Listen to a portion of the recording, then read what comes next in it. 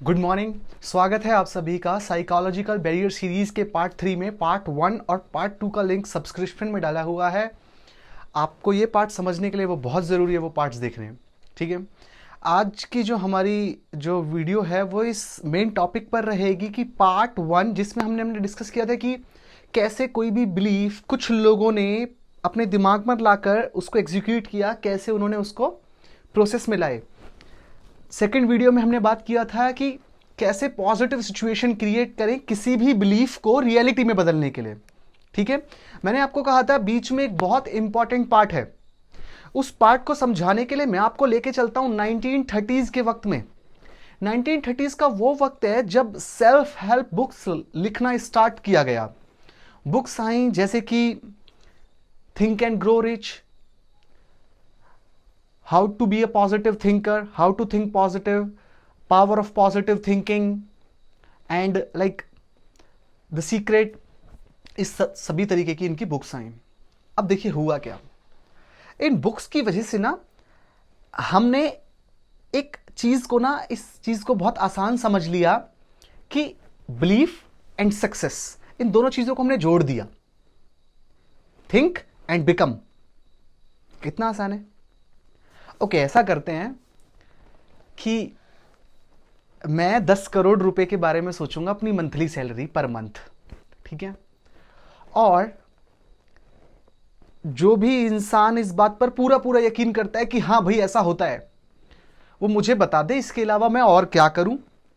ठीक है, I am very good at thinking, यकीन कीजिए मेरे पे। मुझे 2 लाख रुपए मंथली भी चलेगा, बाकी के पैसे कमीशन आप ही का। What I am saying, I am not saying कि ये झूठ है, ये गलत है। I am saying it is not the complete picture। ये झूठ क्यों नहीं है, सबसे पहले उस बारे में बात करते हैं। करी ने एक रिसर्च करी कि 56% एथलीट्स की सक्सेस डिपेंड करती है उनके लेवल ऑफ होप्स पर। सोचिए जरा कितना इंपॉर्टेंट पार्ट है 56%। कि कोई इंसान, कोई एथलीट कितना सक्सेसफुल है उसकी रेस में, वो 56% इस बात पे डिपेंड करता है कि उसके लेवल ऑफ होप्स क्या हैं। ठीक है, नथानियल ब्रेंडन जो सेल्फ एस्टीम पे उन्होंने बहुत वर्क किया है, उनकी बुक्स भी है।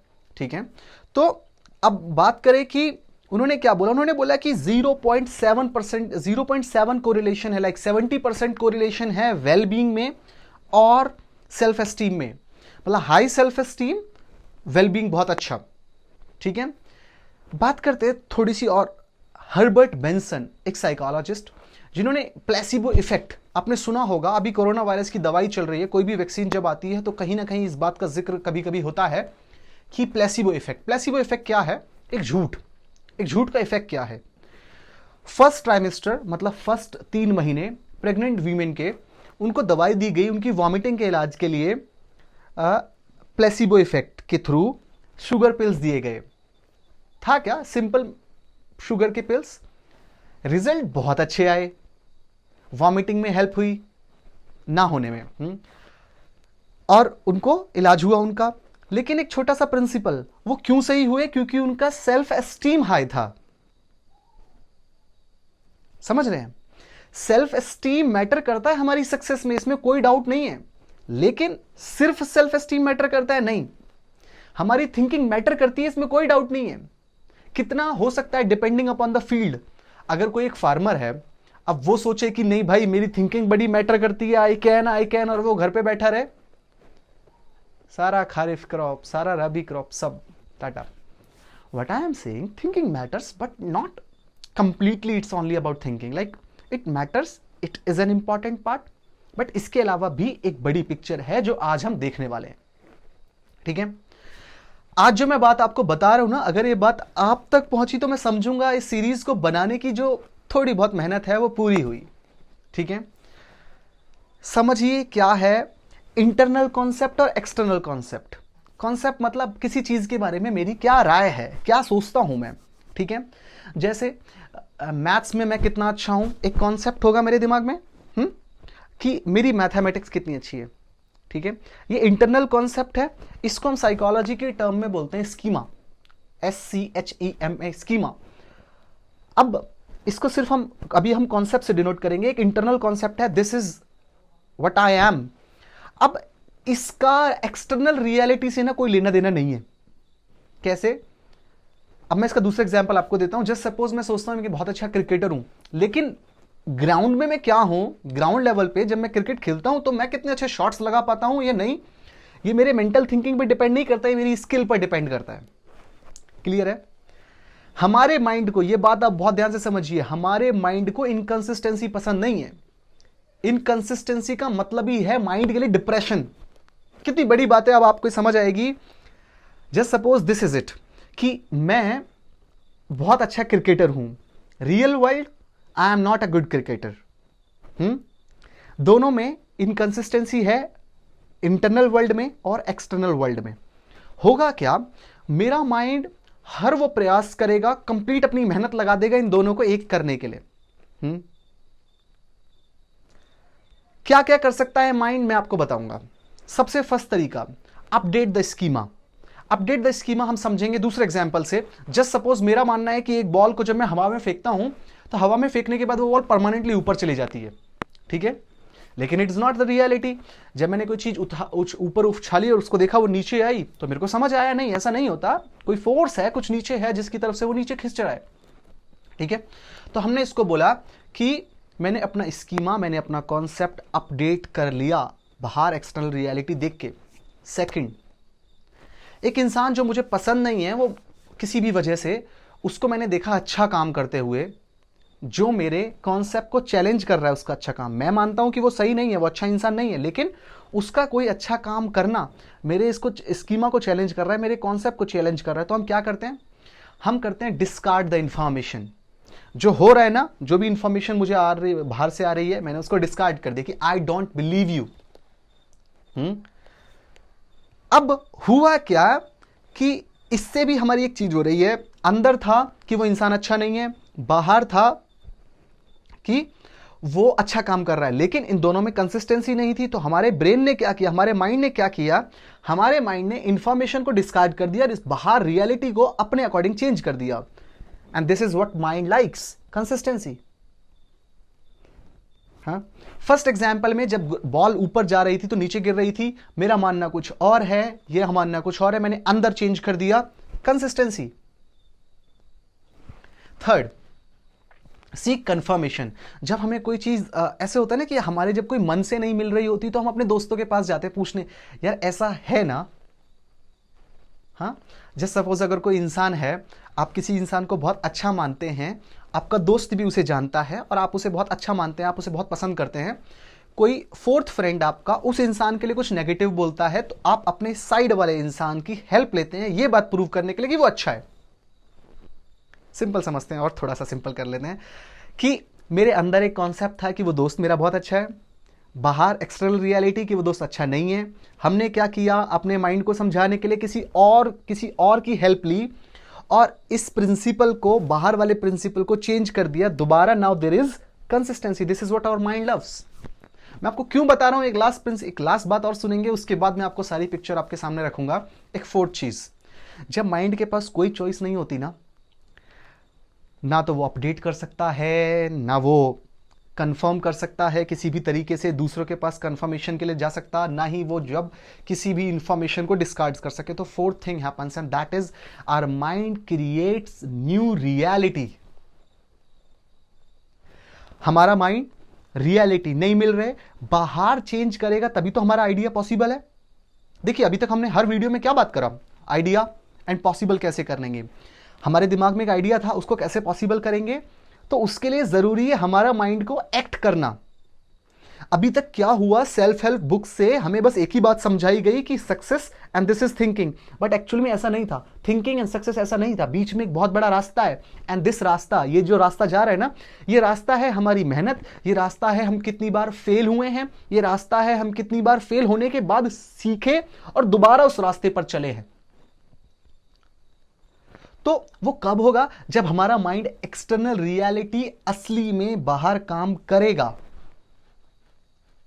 बहुत सारी चीजें आएंगी, मिक्सअप होगा। आप इस वीडियो को, इन प्रिंसिपल्स को बार बार समझने की कोशिश कीजिए कि कैसे हम, जब कोई आइडिया हमारा सक्सेसफुल नहीं होता, हम सीक कंफर्मेशन, हम कंफर्मेशन लेने जाते हैं लोगों के पास, हम अपडेट कर लेते हैं अपने स्कीमा को, यार ये तो पॉसिबल ही नहीं है। मैं एक टीचर हूं, मैंने अपने बच्चे के बारे में सोचा कि नहीं, मैं इस बच्चे के अंदर ना 1 साल का टारगेट ले रहा हूं, इस बच्चे के अंदर कोई ना कोई पॉजिटिव चेंज लेकर आऊंगा। लेकिन मैंने क्या करा, थोड़े दिनों बाद मैंने कुछ चीजें देखी बाहर, और मैंने अपने स्कीमा को, मैंने अपने कॉन्सेप्ट को अंदर ही अंदर अपडेट कर लिया। और क्या किया मैंने, दूसरे के बाद अगर मेरे को लगा कि मेरे जो एफर्ट्स हैं वो सक्सेसफुल नहीं हो रहे एज अ पेरेंट अपने बच्चे के लिए, तो मैंने क्या किया, मैंने किसी और से बात करी और मैंने देखा कि नहीं, मैंने कंफर्मेशन लिया कि इट इज नॉट पॉसिबल। मैंने किसी इंफॉर्मेशन को डिस्कार्ड कर दिया। अब जब मेरा मन बन गया कि नहीं, ये बच्चा तो सुधर ही नहीं सकता, फिर उसके बाद मैंने क्या किया, जब उस बच्चे ने कोई अच्छा काम किया तो मैंने डिस्कार्ड कर दिया इंफॉर्मेशन को। दिस इज व्हाट हैपेंस, ये यहां होता है सब कुछ। बट अगर हम डिसाइड कर लें कि एक बार मैंने कोई आइडिया लिया है, एक बार कोई आइडिया लिया है, और जब तक वो सक्सेसफुल नहीं हो जाएगा, उसको मैं रियल वर्ल्ड में नहीं लेकर आऊंगा, तब तक मैं उसको छोड़ूंगा नहीं। जब तक क्या होगा, सब कुछ आएगा बीच में, आप कंफर्मेशन लेंगे, हो सकता है आप अपडेट करें अपनी स्कीमा को, लेकिन एक चौथी बात याद रखें हमेशा, our mind does not loves inconsistency. और जब उसको इनकंसिस्टेंसी पसंद नहीं है तो वो क्या करेगा, वो रियलिटी को क्रिएट करेगा। आखिरी की बहुत इंपॉर्टेंट बात, और एक लाइन जिसके लिए पूरी सीरीज थी कहीं ना कहीं, मार्टिन सेलिगमैन ने बात कही है, it is not I will think and I will achieve, it is not I will think and I will achieve, the reality is I will think, I will work harder and I will achieve. I will think, I will work harder and then I will achieve. ये जो बीच का process है ना, जिसको हमने कहीं ना कहीं निकाल दिया दिमाग से, जिसकी वजह से आज हम कहते हैं कि यार मेरी एज जाता है लेकिन आई फील, मुझे पापा से पैसे मांगने में शर्म आती है। गाइज यकीन करें कि it takes time, it depends actually what you are doing, but it takes time. आप एक एवरेज इंसान के बारे में सोचें कि किसको कितना टाइम लगता है, देन यू विल रियलाइज कि हर कोई बहुत बहुत कम परसेंटेज है जो बहुत ज्यादा लकी लोग रहे जिनको हम फॉलो कर रहे हैं। कहीं ना कहीं जो भी ये बुक्स है ना इस तरीके की, जो हमें मोटिवेट करती है कि बहुत जल्दी कुछ मिल जाता है, वो लकी लोगों के बारे में बात कर रहा है। अब हमें नहीं पता उनके क्या रीजंस हो सकते हैं कि उनको बहुत जल्दी कुछ बहुत बड़ा अचीव हो गया, लेकिन the thing is I will work harder, I will fail. हाँ, हम फेल होंगे तभी वो पॉसिबल है वहां पहुंचना। समझ रहे हैं आप ये बात? जब हम फेल होते हैं तो वहां हमारा इंटरप्रिटेशन बहुत मैटर करता है। इंटरप्रिटेशन दो तरीके से होता है, ऑब्जेक्टिव एंड सब्जेक्टिव। मैंने कुछ आइडिया सोचा, ठीक है, कि मैं अपनी लाइफ में XYZ कुछ भी काम करूंगा, just suppose I will be a yoga coach बनूंगा, और मैंने किसी स्कूल में जाके अप्लाई करा एंड आई फेल्ड। अब ना यहाँ इंटरप्रिटेशन बड़ी मैटर करती है, ऑब्जेक्टिव इंटरप्रिटेशन और subjective. Objective is what it is, subjective is मैं कैसे देख रहा हूं उस फेलियर को, ठीक है, आप कैसे इंटरप्रेट कर रहे हैं अपने लाइफ के फेलियर्स को, वो डिसाइड कराएगा कि क्या आप फेल होने के बाद दोबारा उठ पाएंगे। अब देखिए, बात करते हैं थॉमस एल्वा एडिसन के बारे में, जिन्होंने 5000 बार जो फेल हुए अपना बल्ब वाला एक्सपेरिमेंट करने से पहले, सक्सेस होने से पहले। उसके अंदर एक रिपोर्टर आया और उन्होंने उनको आकर बोला कि you failed 5000 times. He said I succeeded 5000 times in showing what does not work. Martin Seligman ने एक बात बोली थी कि, शॉर्ट में बताता हूं मैं फिलहाल आपको यहां पर, ऑप्टिमिस्टिक थिंकिंग, पॉजिटिव सोच, पॉजिटिव नजरिया, पॉजिटिव एटीट्यूड अनरियलिस्टिक होता है शॉर्ट टर्म गोल्स में। कहने का मतलब क्या है, जब कभी आप गिर जाओ ना तो झूठ बोलो, झूठ बोलो अपने सेल्फ एस्टीम को संभालने के लिए कि हम हारे नहीं हैं। नहीं तो दुनिया गिरा देगी भाई, ठीक है। झूठ बोलो अपने आप से, fake it till you make it वाला कॉन्सेप्ट तो आपने सुना ही होगा, ठीक है।